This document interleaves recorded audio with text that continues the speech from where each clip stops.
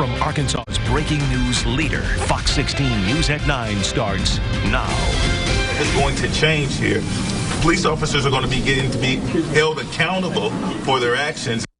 The Dallas police officer who shot and killed another person in her apartment building convicted of murder today. Good evening, everyone. Glad you're with us tonight. I'm Donna Terrell. I'm Kevin Kelly. Amber Geiger's defense team insisted she thought Botham Jean, a Harding University graduate, was a burglar. The prosecution argued she had other options and did not have to use deadly force. Fox News correspondent Casey Stegall reports from the Dallas courthouse. We, the jury, unanimously find the defendant, Amber Geiger, guilty of murder as charged in the indictment. A guilty verdict in the Amber Geiger trial. She's the Dallas police officer who shot her upstairs neighbor when she mistook him for an intruder in her apartment, not realizing she was actually in his apartment, one floor above her own. The tide is going to change here. Police officers are going to be getting to be held accountable for their actions, and we believe that that will begin to change policing culture. The sentencing got underway just a few hours after the verdict was handed down. During his 5 years at high school, Botham was very active. Was she a dependable officer? Yes, she was. Did she work hard? Absolutely. The debate for jurors has been whether Geiger used an unreasonable amount of force. They had the option to convict her on lesser charges of manslaughter or criminally negligent homicide. During the trial, jurors saw dramatic body camera footage showing responders trying to revive Jean as he lay bleeding on his floor. They also saw photos of a bright red doormat outside Jean's apartment, one of several indications Geiger was entering someone else's apartment, not hers. Amber Geiger now faces anywhere from 5 to 99 years behind bars without the chance for probation. It's the latest from Dallas. Casey Stegall, Fox News. Court recessed before 4:30 this evening and will resume tomorrow morning at 9:30. So be sure to follow Fox 16 on air and online at fox16.com for the latest on Geiger's sentencing. And Botham Jean was well known at his alma mater, Harding University, as an outstanding student, singer, and worship leader. Students and faculty have kept him in their hearts and minds since the tragic death 1 year ago. Though it's been years since Jean attended the university, those we spoke with showed his memory lives on at that campus, and right now it's stronger than ever. The university has followed the trial, and some say when it comes to the verdict, there are no winners. We know that there is no verdict that will take away the pain for this family and the sense of loss that we all have for an incredible young man who held such tremendous promise. Students and staff say they hope the family can feel some peace knowing the person who took their loved one's life is being held accountable. The Good News Singers, which Jean was part of during his time at Harding, held a performance tonight in the young man's memory. Now, weather to plan your day with Fox 16 Chief Meteorologist Jeff Baskin.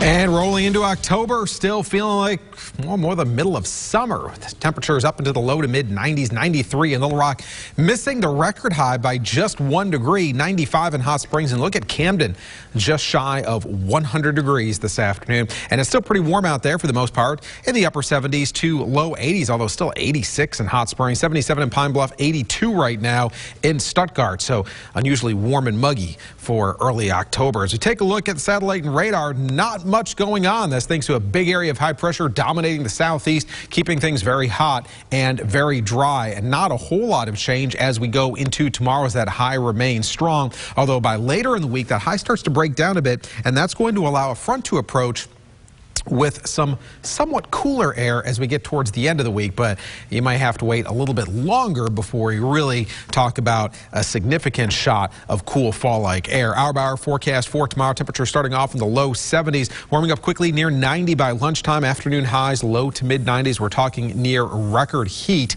Coming up in just a few minutes in your 7-day forecast, we're talking about a couple of cold fronts, some cooler air on the way. I'll show you when those temperatures will start to feel a lot more like fall in your 7-day forecast coming up. All right, Jeff, thank you. Frustrations are reaching a boiling point for people at the Big Country Chateau Apartments on Colonel Glen Road in Little Rock. They say they've been without gas for 2 weeks. And to make matters worse, some say they're also dealing with leak problems, pests, and mold. They tell Fox 16's Rochelle Turner they've had enough. Rochelle. That's right, Don and Kevin. Good evening to you. As you mentioned, residents here at the Big Country Chateau Apartments right here behind me have not had gas in 2 weeks, which means no access to hot water. They can't cook hot meals. But just before 8:30 this afternoon, Little Rock Police and Fire were called right back out here. This is what you're seeing right now. Little Rock fire crews tell me that the gas was turned on at the apartment complex. Residents started to smell a very heavy presence of that gas. So Little Rock Police and Fire turned the gas back off. Now, as you mentioned, we spoke to several residents today who said they are completely fed up. Take a listen at what they had to say.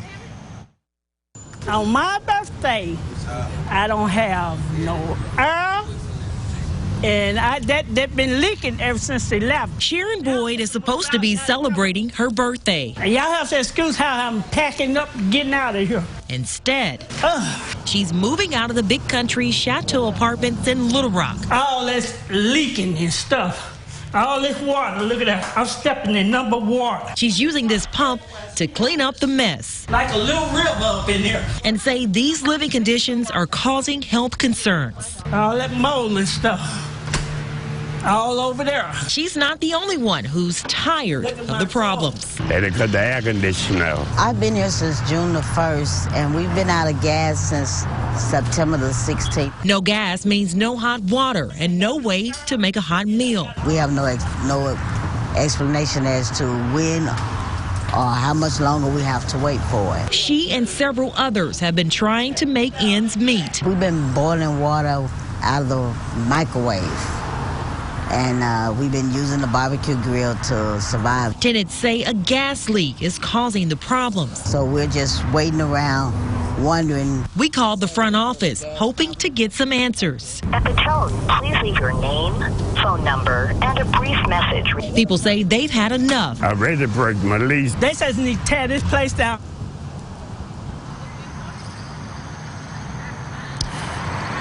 And Donna, Kevin, this is not the first time something like this has happened at this apartment complex. Back in December of 2016, the same thing happened. And today we actually saw workers out here and they told us that they were working on that gas leak. We went up to the front office and I also made contact with their management office in New York City. The front office wouldn't talk to me, and I have not heard back yet from corporate. But the Little Rock Police and Fire told me that it's very common to see multiple fire trucks on scene. I've counted about 6 so far, but they told me right now there's no threat to residents, and they're going to be just assessing what's going on to make sure everything stays okay tonight. But again, they were called out here because the gas was turned on.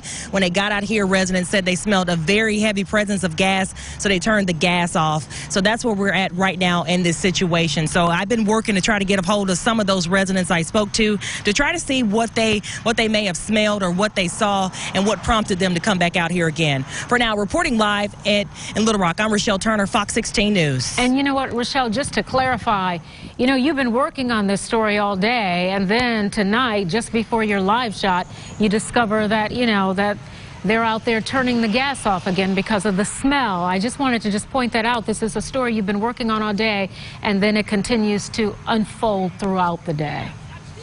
All right, Rochelle reporting live for us tonight. Thank you. That's right. Turning now to a breaking news update out of Clay County. Authorities report they have found the body of a missing boater. The boater has been identified as 71-year-old Alan Arthur Peterson. Officials say Peterson went missing on the Black River near Holland's Lodge on Sunday. Multiple agencies, including members of Game and Fish, assisted in the search. An accused murderer missing more than a day is back behind bars tonight. Today, guards found Calvin Adams on the roof of the East Arkansas Regional Unit in Bricky's. They say Adams had been hiding inside an air vent. He was seen on surveillance video leaving his bed. From there, he went to a boiler room, which has a door to the yard. The prison says he slipped outside and found a spot where he could climb on the roof. There is a spot where you can go up on the roof using metal stairs. It is enclosed by an interior fence that has some razor wire on top of it. But there is a place up there that we discovered that has been pushed kind of to the side, and he may have been able to get up that way. So you can bet that that will change. Well, the last time the 49-year-old escaped was from a different prison. That was about a decade ago. Officials say that time he was on the run for days until being captured in New York. A cross-county chase ends with a car wreck. North Little Rock police say they were investigating shots fired this morning. It happened on East Washington Street. Officials say they were trying to pull over a car reported as stolen. When that driver refused to stop, a chase began. It ended at Baseline and Arch Street in Little Rock. A Fort Smith man pleading guilty to a bank robbery in Alma earlier this year. Jamie Reynoso Seguro of Springdale pleaded guilty to 1 count of bank robbery and 1 count of use of a firearm during a crime of violence. Officials say the robbery happened at an Arvest bank on May 29th. According to the report, the man walked in with a firearm and demanded money from a teller. Before leaving, the report says he fired a round over the teller's hand. That person was not injured. Authorities say shots were fired by officers at Seguro during the chase before he was taken into custody. A Fox 16 health alert tonight. The Little Rock School District working to keep students and their families healthy this flu season. Today, the district kicked off its flu clinics at Booker Arts Magnet Elementary. 100 children got the vaccine today thanks to a partnership with the Arkansas Department of Health. After a particularly bad season last year, it's hosting clinics in every school before Thanksgiving. We don't want children to get sick because once you get the flu, you usually have to stay home for 5 days. And it's very uncomfortable. People feel horrible when they have the flu, and the vaccine protects you. The shots will be available to all LRSD students and their families, even grandparents. Consent forms can be picked up in the front office of any school. New at 9, a local man has been beating the odds against him since he was born and is facing adversity head-on. Not having the use of his hands, he does everything with his feet. Jay Rice of Heber Springs and his son Jacob are quite the duo at throwing horseshoes. This is Jay's latest unconventional endeavor, and he's pretty good at it. Well, I was born with what's called arthrogryposis, which means fixation of the joints. And when I was born, the doctor said I wouldn't live to be a year old. And after I lived to be a year old, the doctor said, well, he'll probably live, but he'll never walk. I started walking when I was 5 years old, and here I am now 40 years old. And so the deck has been stacked against me since birth, but you know, I've learned how to overcome things, and I try not to let things get in the way and stop me. That's a good attitude. Well, Jay is he's actually not just playing horseshoes with his feet. He can also use them for things like playing instruments and using the computer. Good for him. Yeah. It's a great story.